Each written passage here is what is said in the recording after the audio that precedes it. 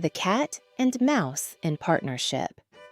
He who wants everything loses everything. A popular Spanish saying. Sam was as stunned as a skier who had been swept over by an avalanche. And no wonder, reality had crushed her. She still couldn't believe the fight between Adrian and her at the hospital. That's why she was indifferent to Darien's attempts to make her happy, or getting into the limousine, or visiting the palace, or walking up and down the gold appliqued stairs she was forced to traverse while he led her back and forth like a madman. Even the host's own beauty left her cold, a detail that in another time would have caused her several sighs. Because when Sam had informed Adrian that she accepted the other man's invitation and the change it would make in her life, he had blurted out, "Are you that impressed that this idiot is rich, squirrel? Some idiot comes along and you dismiss us. It's not my fault that you don't get it." Sam's eyes had sparkled like emeralds. She would have liked to point at him with her index finger at the same time, but her body didn't respond. "Don't you realize that your bitchy girlfriend is always manipulating you to create problems for us? I'm fed up." "What an Adrian had screamed frantically. "You've never complained. All this time we've been going back and forth together, the three of us. And now that another man shows up, you blame me? I guess with the proximity of death, I take stock and realize that I'm wasting my time with you." She had spewed out the hatred that was eating away at her inside. "I don't have to put up with that witch anymore. She's your girlfriend. You deal with her. From now on, I'll do parkour alone." Karen had remained silent, displaying the same satisfied smile as the python that had eaten the mouse. It was obvious that she had not intervened because Sam was digging her own grave without her help.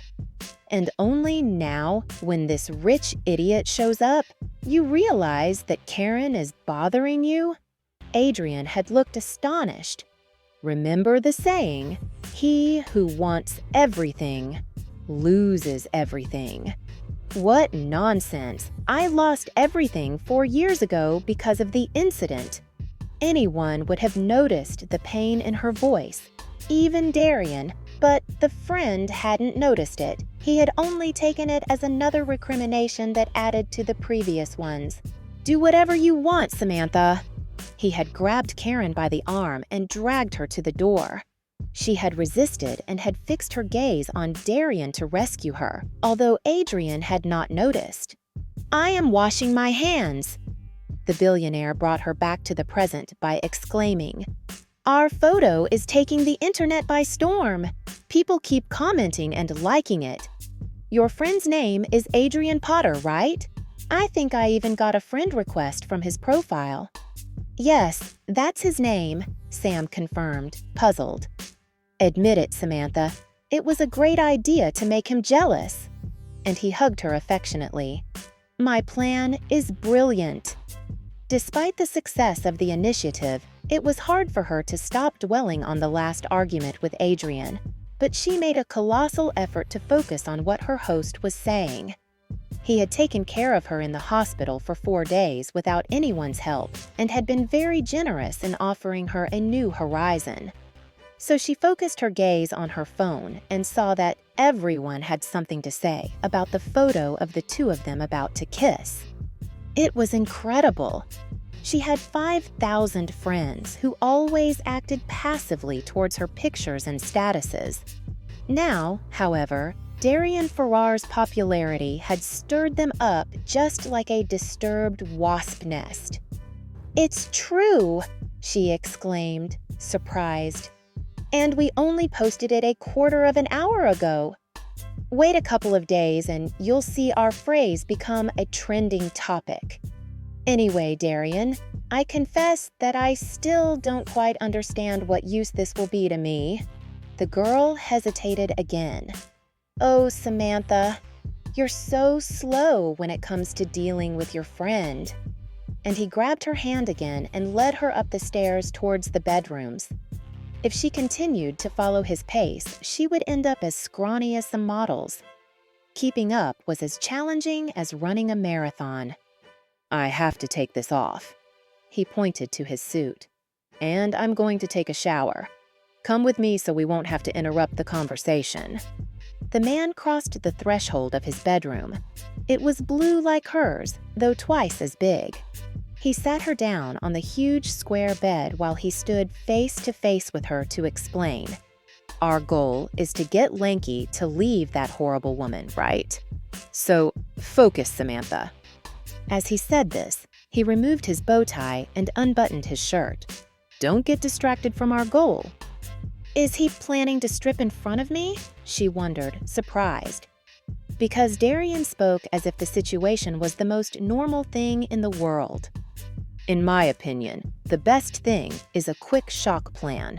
We take advantage of the fact that his jealousy towards me has awakened him from his lethargy, and now he sees that he is losing you." He finished taking off his top and threw it on the bed right next to Sam. His muscles, worked with care at the gym, formed a perfect chocolate bar, giving the impression of having been chiseled from bronze.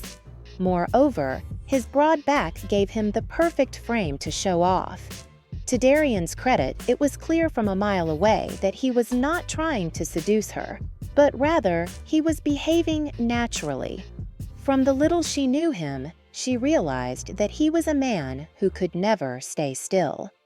While he took care of her in the hospital, he had paced the room from one side to the other, and now he behaved in the same way in his Santa Barbara mansion. How did he manage to stay still in front of a computer while inventing the programs that had brought him the fortune he enjoyed? And do you think it will work? She was distracted watching how he took off his shoes using one foot against the other and without bending down to save time and do it with minimal effort. "It's already working, don't you see?" he exclaimed, convinced as he pulled down his zipper. "Your friend is crazy about you. What I don't understand is why he is still with that horrible woman."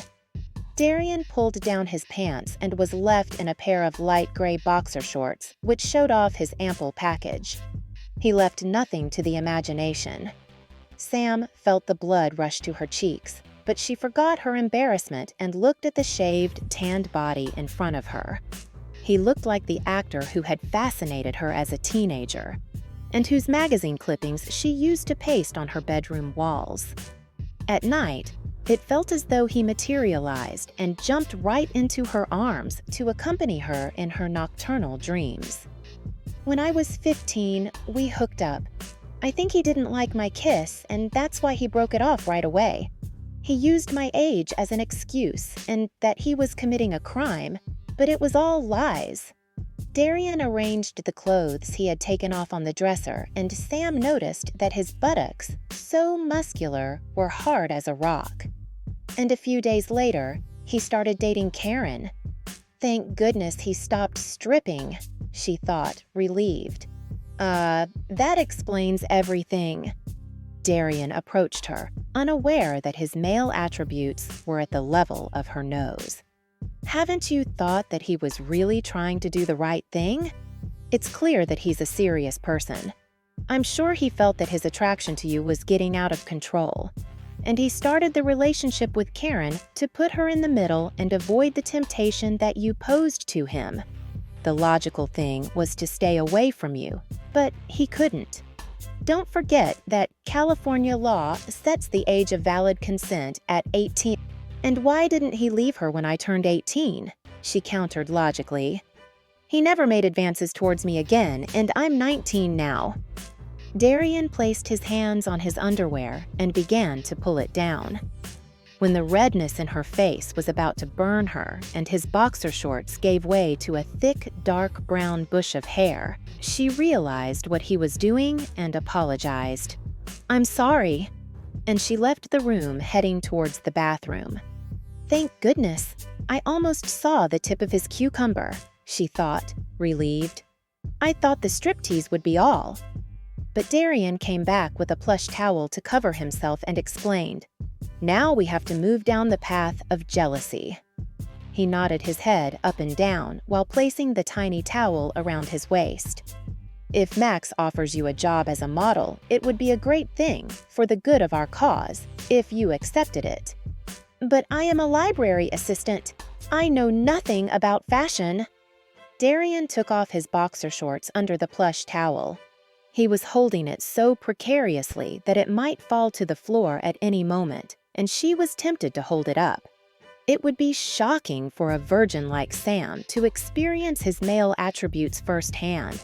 It would be a close encounter of the third kind that ufologists talked about, because, for her, aliens and penises belonged to a galaxy far, far away. "Come!"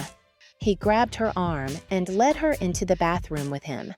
"Let's continue the conversation." He placed her on a seat that did not allow her to fully see the shower cubicle, though she could see it from the side. It was also blue and not transparent at all. Darien stepped inside and closed it. "What does it matter, Samantha, that you're a librarian?" He resumed the previous conversation. "Nowadays, you have to take advantage of every opportunity that comes your way, even if it's not what you had planned. Do you know how difficult it is to break into the fashion world? Max is one of the most sought-after photographers by big brands. He showed up right away because I pay him well and because he owes me a few favors. If he, with his vast experience, sees that you have the makings of a model, believe me, you surely do. He's not one to talk for the sake of talking." Sam could barely hear him, and not because the sound of the water prevented his voice from being heard. The problem was that when he entered the shower, a light turned on inside, and the bluish cubicle became transparent.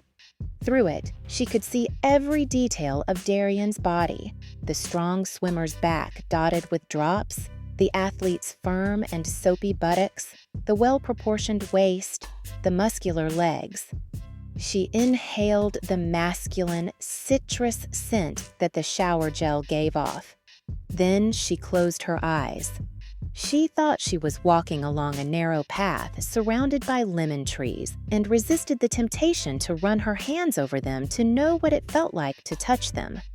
When the man turned around and she faced him, his huge manhood stood out on his perfect body. The only comparison her stunned mind could make was with the banana-filled centerpiece that decorated Aunt Kitty's wooden kitchen counter. "I was curious to see one in real life, and here it is," she mused, and an inexplicable tingle ran through her stomach and belly. "Good morning, Mr. Sausage. It's a pleasure to meet you." Darien was unaware of the curiosity with which she observed each of his movements. Because he was attentive to each massage he gave himself over the area while he washed it delicately. "I never imagined that a simple shower could hide so much eroticism," she thought, and for the first time in her life, she found an activity that distracted her more than 100 books together.